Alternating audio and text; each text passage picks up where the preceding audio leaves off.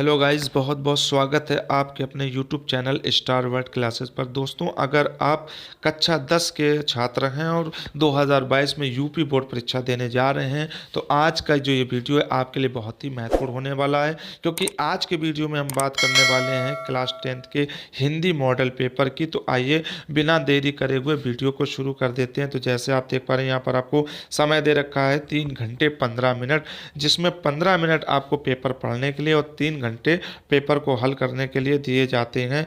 तो प्रश्न पत्र की अगर बात कर लें तो पहला प्रश्न आपको क्या दिया गया है कि निम्नलिखित कथनों में से कोई एक प्रश्न कथन सही है, उसे पहचान कर आपको लिखना है। तो कौन कौन से कथन है? भारतेंदु हरिश्चंद्र आलोचना साहित्य के जनक माने जाते हैं, या आचार्य रामचंद्र शुक्ल प्रसिद्ध निबंधकार हैं, या मित्रता के निबंध के लेखक रायकृष्ण दास हैं, या गुनाहों का देवता के रचनाकार मुंशी प्रेमचंद्र हैं। तो इसमें मैं आपको क्वेश्चन के आंसर नहीं बता रहा हूं। यदि आप चाहते हैं कि मैं इन क्वेश्चनों के आंसर दूं तो हमको कमेंट बॉक्स में लिख के ज़रूर बताएं। तो नेक्स्ट वीडियो में मैं आपको विथ आंसर जो पेपर सॉल्व कराऊंगा। तो नेक्स्ट क्वेश्चन पर चलते हैं। खा में आपसे कहा गया है निम्नलिखित कृतियों में से किसी एक रचना के लेखक का नाम लिखना है, जैसे चिंतामणि, आकाशीय पिंड, हिमालय की पुकार और मेरी आत्मकथा। इनमें से किसी एक का आपको रचना किसकी है उनका नाम लिखना है।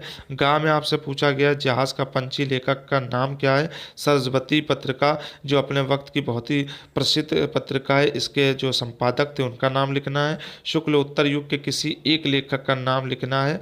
और क्वेश्चन अगर 2 की बात करें तो रीति मुक्त कवियों में से किसी एक कवि का नाम लिखना है। रीति मुक्त कवि जो रीति काल में कवि थे, उन कवियों में से किसी एक का नाम आपको लिखना है।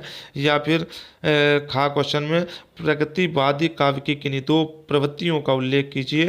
प्रयोगवादी काव्यधारा के किन्हीं 2 कवियों का नाम लिखिए।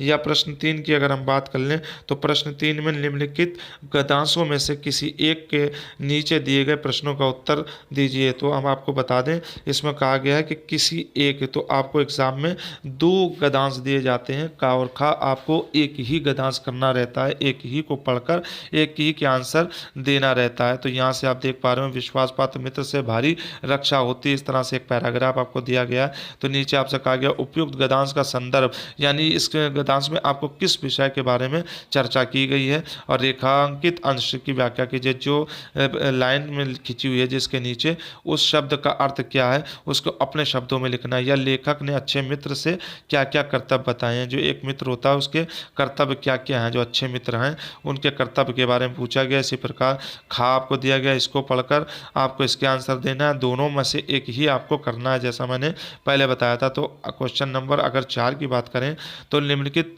पदांशों में से किसी एक की संदर्भ सहित व्याख्या करना है और उसका काव्य सौंदर्य भी लिखना है, जैसे उद्धव मोहि ब्रज विरसत नाही, ये आपको दिया गया है। तो इसको आप पूरा अगर आप की व्याख्या करना है कि इसमें कवि क्या कहना चाहता है और उसके काव्य सुंदर की भी व्याख्या करना है। तो अगर इसका दिया गया सच्चा प्रेम वही है जिसकी तृप्ति आत्मबलि पर हो निर्भर। तो आपको बताया था, या तो आपको ऊपर वाला कर लें उद्धव वाला, या तो फिर इसका जवाब दें। दोनों में से किसी एक को आपको करना है। तो अगले क्वेश्चन पर अगर हम चलें, क्वेश्चन नंबर 5 की बात कर लें तो इसमें आपको कहा गया है कि निम्नलिखित में से किसी एक लेखक का जीवन परिचय देना है, जिसमें आपको आचार्य रामचंद्र शुक्ल दिए गए हैं और डॉक्टर राजेंद्र प्रसाद या जयशंकर प्रसाद, इनमें से किसी एक का जीवन परिचय देना है और उनकी रचना भी लिखना है आपको। क्वेश्चन 5 के खा में आपसे क्या कहा गया है? निम्नलिखित कवियों में से किसी एक कवि के जीवन परिचय देते हुए उनकी किसी एक रचना लिखना है, जैसे तुलसीदास, बिहारी लाल या मैथिली शरण गुप्त। तो ऊपर पदांश, नीचे पदांश और ऊपर आपको गद्यांश के कवि दिए गए थे। तो क्वेश्चन नंबर 6 की बात करें तो क्वेश्चन नंबर 6 में आपको कहा गया है कि जो संस्कृत का गद्यांश दिया गया है इसमें किसी एक का हिंदी अनुवाद करना है। या तो आपका पहला पैराग्राफ जो वाराणसया प्राचीन काला देव गृह गृह विद्यायम दिव्यान ज्योति गोदते, इसका आपको अपना अनुवाद करना है हिंदी में।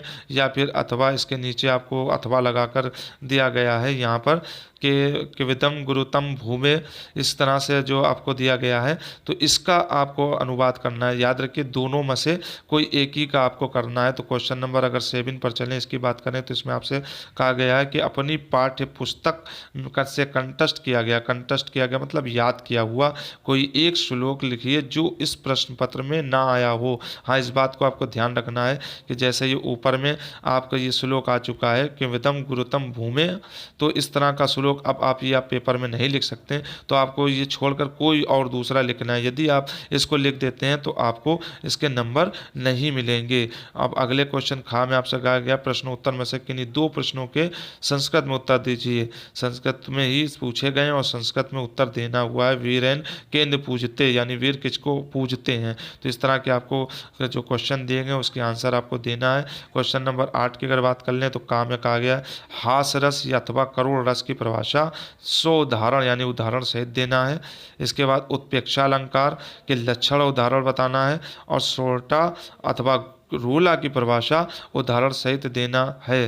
तो इस तरह के जो क्वेश्चन हो उसमें आप लोग उदाहरण का विशेष ध्यान दें, उदाहरण जरूर।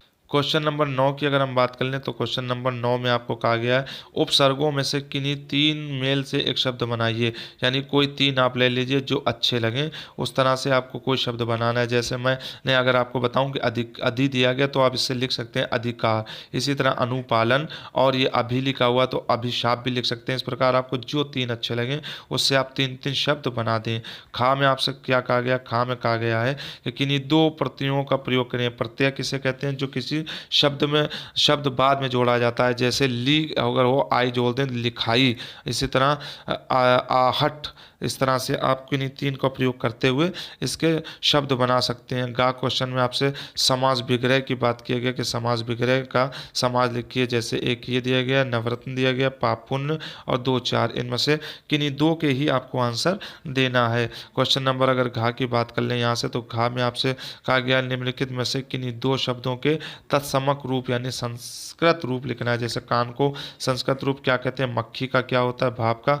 तो आपको 5 दिए गए लेकिन आपको 2 करने का निर्देश दिया गया, तो आपको जितना एग्जाम में कहा जाए आप उतना ही करें। अड़ा की अगर बात कर लें में से किन्हीं 2 शब्दों में 2-2 पर्यायवाची शब्द। पर्यायवाची शब्द तो आप जानते होंगे, यानी जो शब्द के और भी नाम हो, जैसे पानी को जल कहा जाता है, इसी प्रकार कमल को और घोड़े को और पृथ्वी और बादल को क्या क्या कहा जाता है, उसके आप शब्द 2-2 जरूर लिख दें। क्वेश्चन नंबर अगर 10 की बात कर लें तो क्वेश्चन नंबर 10 में आपसे क्या कहा गया है कि निम्नलिखित में से किन्हीं 2 संधि विच्छेद कीजिए और संधि का नाम लिखिए। जैसे तदेव, महाौषधि इत्यादि, स्वागतम, इनकी संधि विच्छेद आपको करना है। और खा में आपसे पूछा जाए क्या कहा गया है, शब्दों के कोष्ठी षष्ठी विभक्ति और बहुवचन लिखिए। जैसे मति और नदी, अस्मत में मैं, इनमें से किन्हीं 2 के आपको आंसर देना है। गा क्वेश्चन की अगर बात कर लें, इसी में गा क्वेश्चन आपको दे रखा है किसी एक की धातु लकार पुरुष वचन शब्द का उल्लेख कीजिए। आपको ये पहला, दूसरा, तीसरा, चौथा, 4 शब्द किए गए, आपको किसी एक की करना है, सबकी नहीं करना है। तो अगर घा की बात यहाँ से करें तो निम्नलिखित में से किन्हीं 2 के संस्कृत में अनुवाद करना है। किन्हीं 2 के, यानी आपको जो दिया गया सभी लोग सुखी हों, तो इसको आपको संस्कृत में लिखना है। बालिकाएं खेल रही हैं। सुभाष चंद्र बोस देशभक्त थे। गंगा हिमालय से निकलती है। काशी संस्कृत भाषा का केंद्र है। तो इनमें से किन्हीं आपको 2 में संस्कृत में ही आंसर देना है। क्वेश्चन नंबर 11 की अगर बात कर लें तो संस्कृत में 11 में जो क्वेश्चन आपको दिया गया है उसमें आपसे कहा गया है में से किसी एक निबंध को लिखिए। तो यहाँ पर आपको 2 दिए गए हैं, राष्ट्रीय एकता का महत्व और देश प्रेम, या तो इस टॉपिक पर लिख सकते हैं अथवा आपको इधर ये टॉपिक 2 टॉपिक 3 ये दिए गए हैं, यातायात के नियम, व्यायाम और स्वास्थ्य, और भ्रष्टाचार कारण और निवारण, यानी भ्रष्टाचार से हम क्या कारण है और कैसे उससे निवारण पा सकते हैं। तो इन टॉपिक पर आप निबंध लिख सकते हैं। और जो आपका क्वेश्चन नंबर 12 है यानी 12वां, उसमें आपसे क्या कहा गया है कि अपने पठित खंड काव्य के आधार पर, यानी आपके यहाँ जो ज़िले में जो पढ़ाया जाता है उसके आधार पर प्रश्नों में से किसी का उत्तर दें। तो इसमें आपको सबका नहीं देना है, तो अपने जो विषय अध्यापक हैं हिंदी से उनसे संपर्क कर लें कि आपके यहाँ कौन सा खंड काव्य पढ़ाया जाता है। जैसे कहीं पर आपका मुक्तिदूत पढ़ाया जाता है, तो कहीं पर ज्योति जवाहर, तो आपका अगर यहाँ मुक्तिदूत है तो आपको मुक्तिदूत के खंड काव्य के तृतीय संग्रह की कथा वस्तु अपने शब्दों में लिखना है, या मुक्तिदूत खंड काव्य के नायक यानी गांधी जी नायक थे जो उसके हीरो थे, उनका चरित्र चित्रण लिखना है। और यदि आपके यहाँ ज्योति जवाहर खंड काव्य है, या मेवाड़ मुकुट है, या करमवीर भारती गति है या कण खंडकाव्य है या अग्र पूजा है या तुमुल खंडकाव्य या मातृभूमि आंदोलन के लिए या जय सुभाष इत्यादि आपके यहाँ जो भी खंडकाव्य हो तो आप अपने विषयाध्यापक से संपर्क करके उसको तैयार कर लें और एग्जाम में उसी का आंसर दें जो आपके यहाँ खंडकाव्य पढ़ाया जाता है, अथवा आपको इसके नंबर फिर नहीं मिलेंगे। तो उम्मीद है आज की वीडियो आपको अच्छी लगी होगी, तो कमेंट बॉक्स में कमेंट करके ज़रूर बताएं। और अभी तक अगर आपने मेरे चैनल को सब्सक्राइब नहीं किया तो प्लीज़ हमारे चैनल को सब्सक्राइब कर लें। इस तरह के मॉडल पेपर हर सब्जेक्ट के आपको मिलते रहेंगे। जब तक पढ़ते रहिए, बढ़ते रहिए, ध्यान रखिए अपना। मिलते हैं नेक्स्ट वीडियो में नेक्स्ट मॉडल पेपर के साथ। Thanks for watching and bye bye.